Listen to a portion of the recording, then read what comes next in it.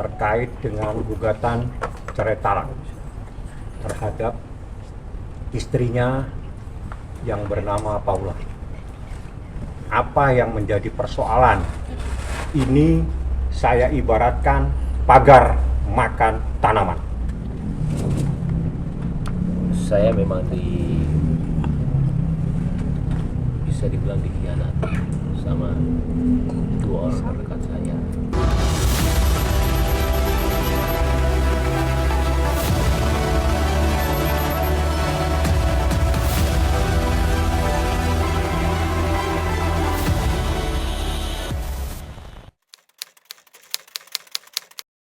Saya informasikan bahwa Muhammad Ibrahim alias Baim Wong pada hari Senin telah mendaftarkan gugatannya ke Pengadilan Agama Jakarta Selatan terkait dengan gugatan cerai talak terhadap istrinya yang bernama Paula.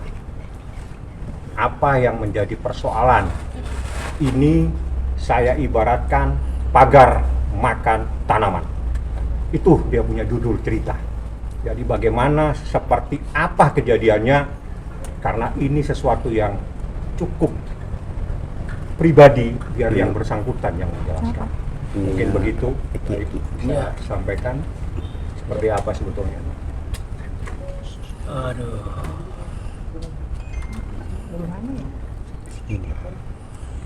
Saya sebenarnya nggak nyangka ya, maksudnya ada di momen ini. Saya tuh sebenarnya menghindari. Maaf juga buat wartawan semuanya, saya kan nggak pernah menjawab.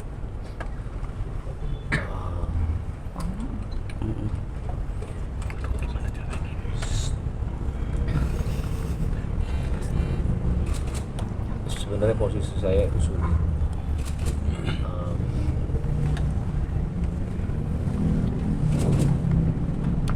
Saya memang bisa dibilang dikhianati sama dua orang terdekat saya, dari pihak perempuan sama laki-laki. Yang laki-lakinya itu adalah teman baik saya sendiri.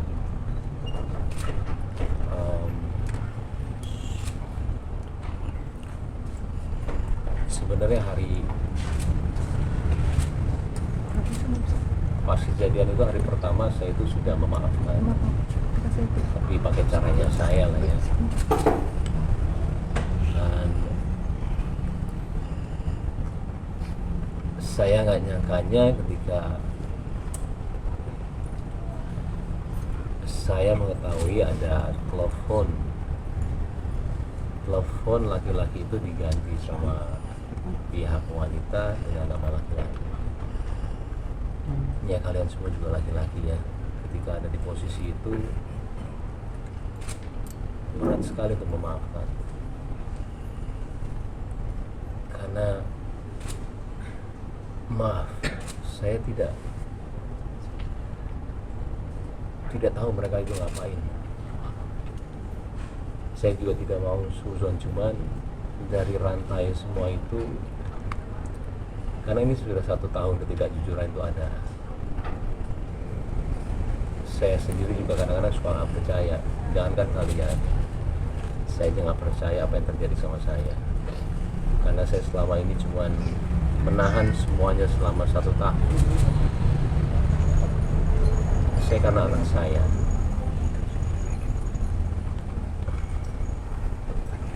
Saya kalau udah bicara anak, terserah lah.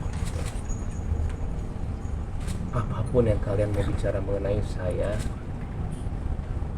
nggak ada masalah sama sekali. Saya tahan semuanya selama berita itu ada ya. Mau saya dibilang pelit, mau saya dibilang beda-beda dia sama orang lain, mau apapun itu saya nggak apa-apa. Saya cuma mikirin anak saya doang. Saya nggak mau mereka itu tahu masalah ini. Cuman tambah kesini itu semua ketidakjujuran itu ada terus, dan tambah siapa yang nggak ini sendiri ya, maksudnya nggak percaya saya itu mau menyelesaikan secara baik-baik, cuma nggak bisa. Kalaupun saya maaf banget ya, kalaupun saya bicara yang mencari panggung, itu adalah momen saya ketika kejadian itu ada. Saya kasih tahu aja sama kalian semua, saya mungkin dipuja-puja sama semua orang ya.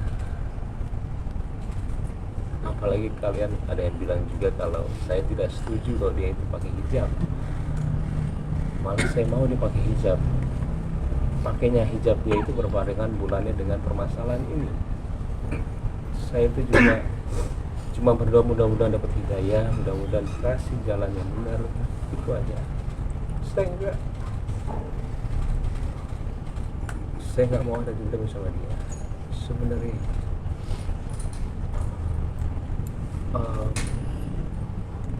Apalagi dibilang, saya jujur selama hidup saya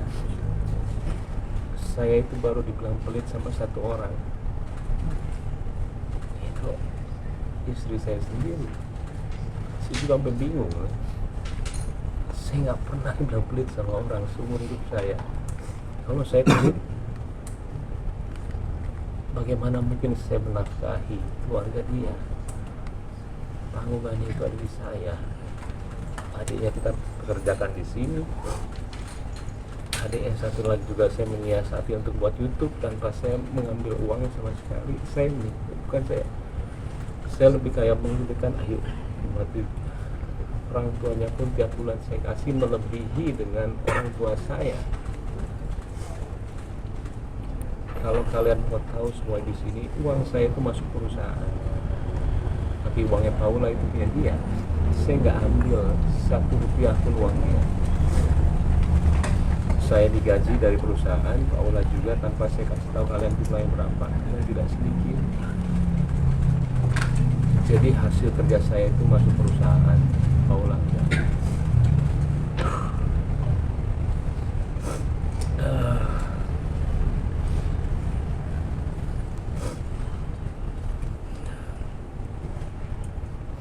Dan sebenarnya saya juga bingung ketika pembicaraan, maaf banget, harta gono gini itu ada sebelum kita perceraian.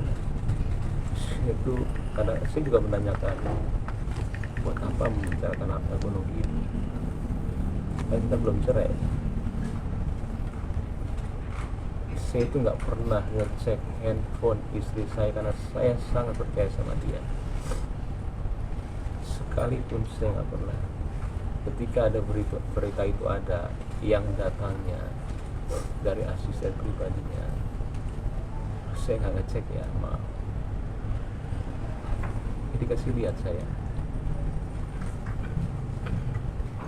Terus saya mau ngomong apa? Saya nggak akan jabarin di sini semuanya. Saya ke keluarga saya tanya harus gimana, ini begini. Mereka bilang selesaikan. Dan juga saya nanya sama ayah saya, satu kunci kehidupan saya dalam kehidupan, saya selalu menyanyikan orang tua saya. Keputusan dia adalah keputusan saya, bahwa saya udah nggak ada. Ayah saya bilang selesaikan. Mau bukti apa lagi Pak itu? Akhirnya saya datang ke dia.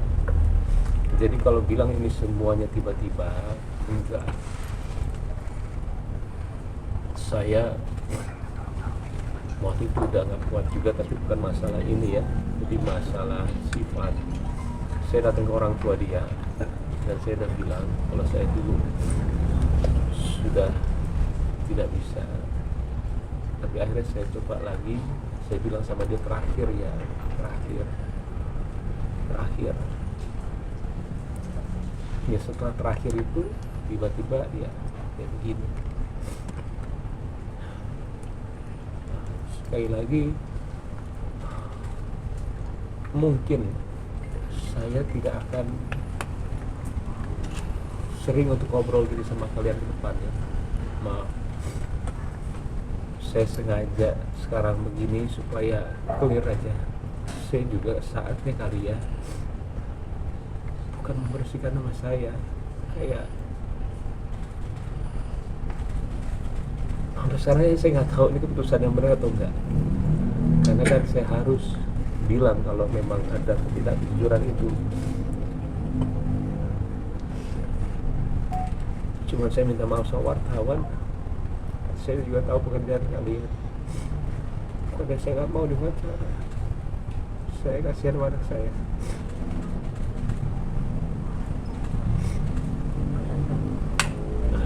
Terus saya itu aja sih.